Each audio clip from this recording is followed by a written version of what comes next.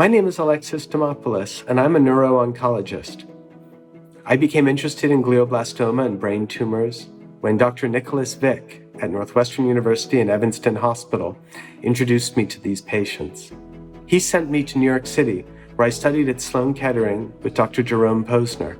Jessica Morris was a fabulous example of somebody who is advocating for herself and the greater community afflicted by glioblastoma. She's been my inspiration as a neuro-oncologist, and she was a great friend. I'm delighted to participate in OurBrainBank, and I'm thrilled to encourage you to advocate for yourself.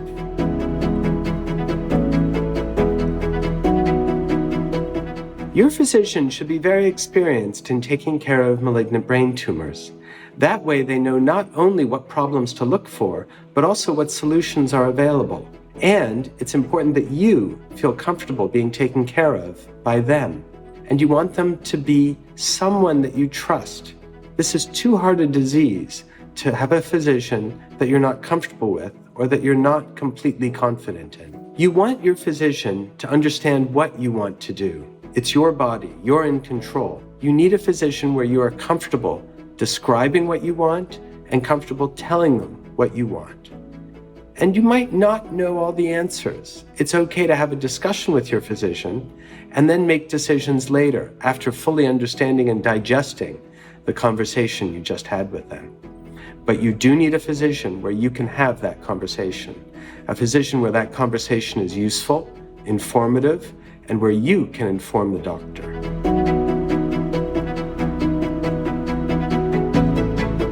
The first question I think everybody will ask whether I suggest it or not, and that's how much of the tumor did they get out during the surgery? We can never get all the tumor out. That's okay, that's normal. But if we can get out everything that we can see on the MRI, that's actually a good thing, and people live longer when that happens. We should also ask our doctor if there's anything about the tumor that we discovered under the microscope that means that you're going to do better or worse.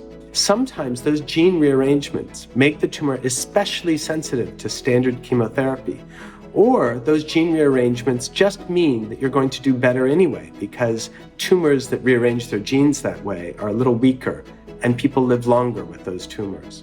You should also ask your doctor if there's anything else that you should know at the end of each conversation. Asking your doctor to give you more information is always good. And asking them to share what they're thinking is great, because then you're all on the same page.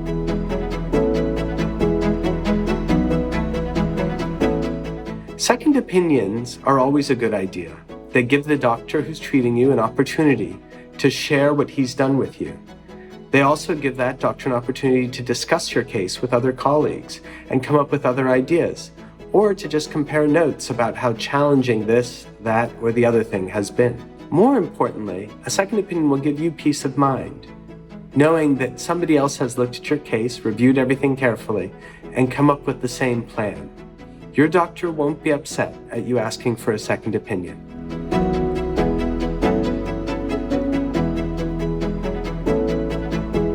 Clinical trials are very important. They allow us to test hypotheses, and more importantly, they allow us to take better care of patients. And we can't do them without patients participating.